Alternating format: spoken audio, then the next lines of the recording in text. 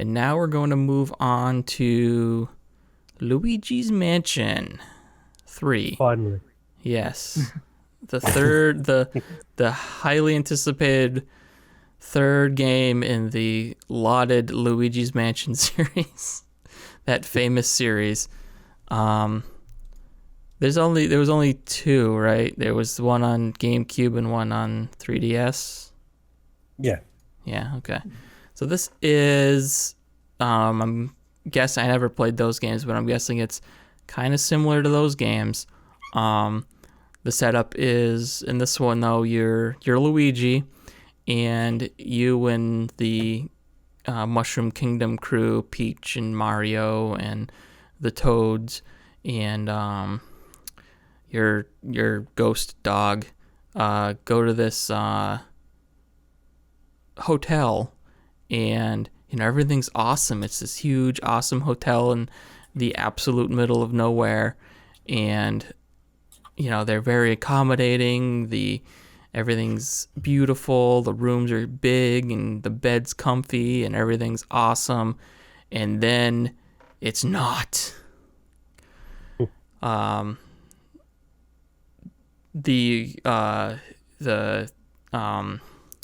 What's I don't remember what her name is, but the owner of the hotel ends up being evil, and she unleashes King Boo, Luigi's nemesis in these games. And yeah, you have to go around and kind of suck up all these ghosts with your vacuum cleaner. You get a couple of different tools, like the vacuum can suck. So I haven't really used that too much yet. The vacuum can blow now. It can blow out.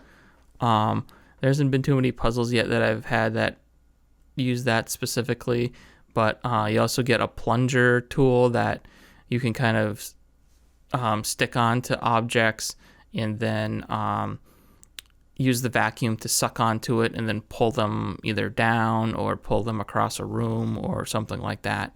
And then you also have Gooigi, which is your slime version of Luigi that is weaker, but can do pretty much everything else that Luigi can do, except walk through water. He does dissolve in water, but he can also go through like grates and fences and slatted doors and stuff like that Luigi can't go through.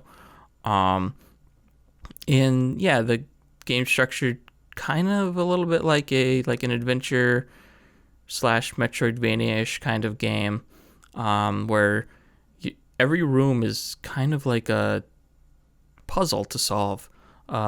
Every room of the hotel, and yeah, I'm finding it extremely fun to just go through with a fine comb in all of these locations and find all the little secrets, uncover all the hidden gems, and defeat all the ghosts and collect all of the money. You just get tons and tons of money in this game. It's like everything you do, everything you break, all the ghosts that you capture, they just like spew out money, like dollars and coins and everything like that. And then you also, every floor of the hotel has like a theme, but also every floor has 6 gems in it that you can find hidden throughout the level. And I don't know if you get anything for collecting those gems other than them being a collectible. But yeah, they're hidden a lot of them are hidden very cleverly. Some of them are pretty easy, but a lot of them, and it's not super challenging or super hard to find all these secrets and stuff. You just kind of have to be a little observant, mostly because you have this fixed camera perspective where you kind of get like this diorama view of Luigi walking through these floors and these rooms. So everything has to be all these secrets have to be visible from this kind of locked perspective. So it just takes a little bit of poking around and a little bit of testing some theories. If you're like, oh, I wonder if I can, use the vacuum to suck on that thing and then get Luigi over here on this switch, and that activates this, and then a door opens up and you can, a gem pops out or something like that. It's just like everything about it is really spot on. Like it looks really good. I think it plays good. Some of the controls and the aiming of the vacuum could be a little bit better. It's a little bit frustrating especially starting out, but overall, I think it's a really, really excellent game. And I was looking forward to it, and I think I'm liking it more than I thought I would. Lee, I know you've been playing it, and you played some of the previous ones too. So, what's your opinion? Well, yeah, I've played all three. It very much takes on from the previous one. Not so much the first one. The first one has the same ideas with the Hoover and stuff, but it's much more linear in its progression. Mm-hmm. It hasn't got the almost like the exploration element that the other two have. But what they all three retain is the charm. Mm-hmm. And it has a bucket of charm. It's kind of a weird joy to play. And it has that level of satisfaction of like the collectathon-y thing that like maybe like a Lego game has with studs and stuff like that. Mm-hmm. I do think that the controls do feel a little bit weird. That kind of there's a weird 360 axis and then an up and down axis within that of the Hoover. Yeah, that can be a bit of a ton because the perspective shift. I mean, the first couple of minutes you play it, you can see coins kind of so like you say, it's like a diorama thing. Mm-hmm. And in the front of the diorama, you can see a pipe with kind of a load of coins on, and just trying to get those coins off. Yeah, it's quite frustrating, and I don't think that ever really goes away. Really, no, it you kind of do start to get used to it, but I think the issue is like it's trying to do like a twin stick shooter kind of thing, but you have the vertical access, and that's where it starts to break down. So there are a couple of control options, not a lot. There should be way more. But what you can do, which is pointless. Well, no. See, you can lock the right analog stick to only horizontal movement, so it does just operate as a twin stick shooter, and then the gyro controls in the Pro controller or whatever controller you're using will be your vertical axis. I didn't know that. Yeah. So that's actually what I ended up switching to because I know a lot of people don't like I know I've said this, I think this is the third podcast in a row I've said this on. A lot of people don't like those gyro controls. I think they work pretty good. They give you like a little bit more fine tuning to your aiming that you just can't really get sometimes with an analog stick. And that's actually how I've been playing it, and it made it a little bit easier to play. The other thing that they don't tell you is so all of the face buttons are also mapped to the triggers. So like you can do your flashlight flash and your vacuum sucking and blowing and your plunger all on the ZR, ZL, and whatever the fuck other buttons are on the Nintendo controller. Whatever they called it this generation. Yeah, whatever they call it, whatever they decide to call it. But so this was the catch is your black light that reveals secrets was still on Y, and that was a huge pain in the ass to take your finger off the analog stick to hit the Y button and then try to figure out how to point it where you need it to point. But if you hold the left and right bumper at the same time, that will also activate your black light. Did not know that.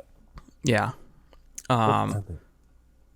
and it doesn't, so it isn't perfect because sometimes you won't hit him perfectly at the same time, and you'll accidentally activate the flashlight. So it won't register. So it's not perfect, but it is a lot better than trying to hold the Y button and then also move the analog stick around. And yeah, it's a strange, well, it's a strange perspective for one thing. Like it's this kind of 3D, but not really. Yeah, I mean it's 3D, but it's more like there's a lot more 2D to it than 3D, I guess you could put it that way. So having like needing to be able to also walk backwards, but also point your gun up and down is a strange thing to do with that kind of locked camera perspective. So yeah, I can see they probably went through a bunch of different control schemes trying to figure out how to get it down right.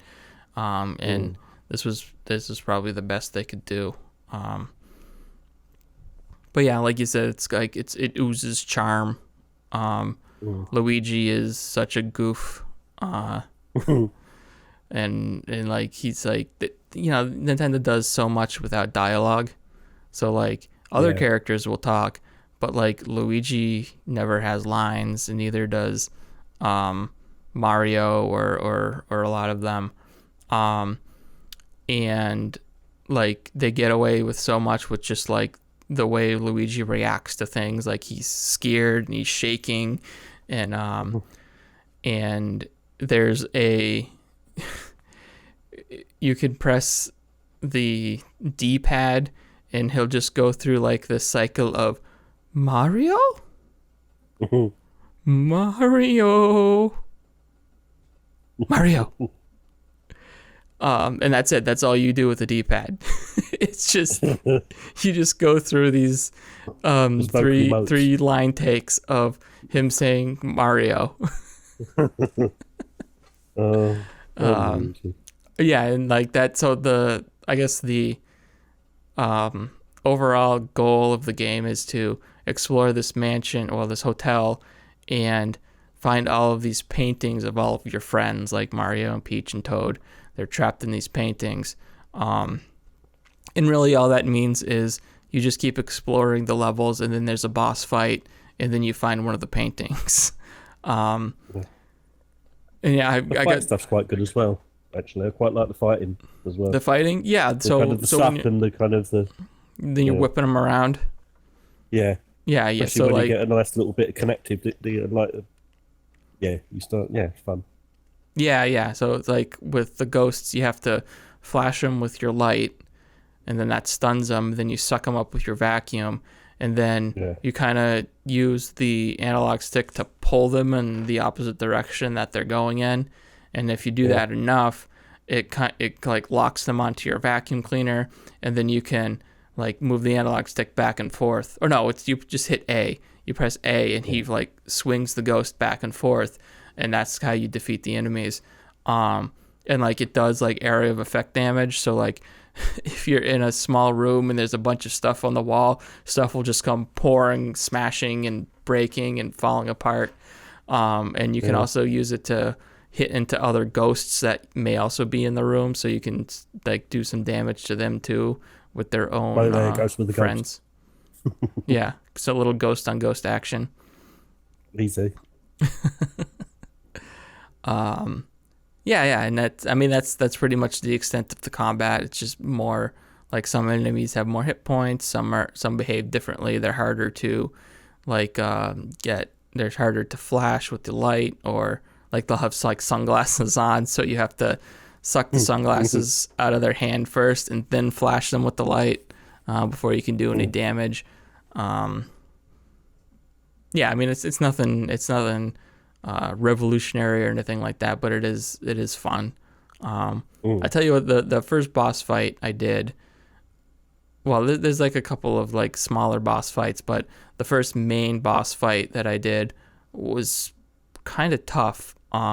It like kind of has you do all of the various mechanics like kind of quickly, and because of how clumsy the camera can be and like aiming and stuff.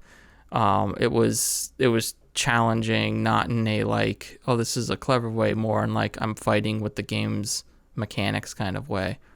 But you know, it's hopefully I don't the future ones aren't that bad. Yeah, I guess that's it. Derek, do you have any questions about it? Are you thinking about picking it up?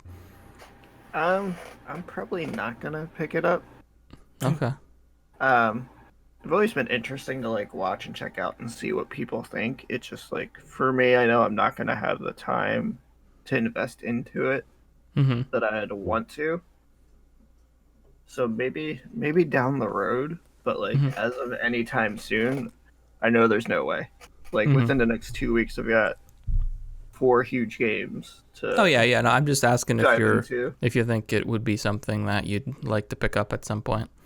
Maybe at some point, like if there's a good enough sale for it that I could be like, yeah, I can justify this because it would be something that I only pick up every like now and then, or if I'm in the car or something, I'm not the one driving.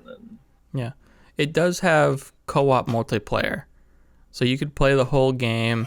One person playing as Luigi and one person playing as Gooigi. And it's not like playing as Gooigi isn't like a half a game or anything like that. It's like he's basically has the same tool set as Luigi.